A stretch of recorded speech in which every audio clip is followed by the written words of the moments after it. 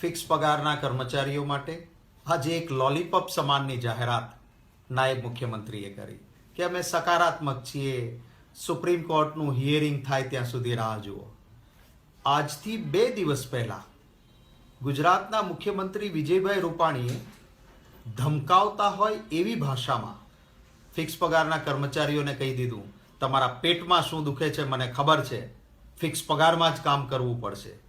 પણ મુખ્યમંત્રીના આ નિવેદન પછી આ રાજ્યના ફિક્સ પગારના કર્મચારીઓએ સફળ રેલી, મંજૂરી ન મળી તો પણ ગાંધીનગરમાં એક સફળ રેલીનું આયોજન કર્યું અને સફળ રહ્યા.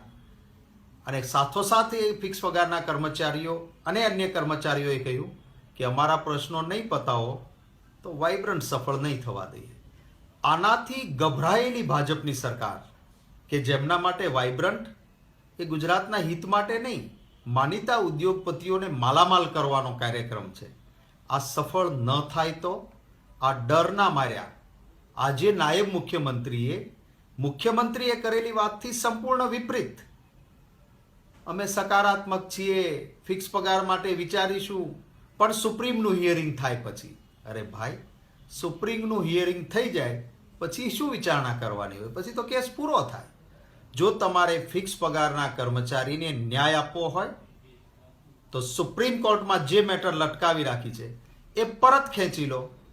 અને હાઈકોર્ટના 2 જજોએ જે નિર્ણય આપ્યો છે જેમાં કહ્યું છે ઇક્વલ વર્ક ઇક્વલ પે બંધારણીય સિદ્ધાંત છે, સમાન કામ સમાન વેતન, એનો અમલ કરવા માંડો.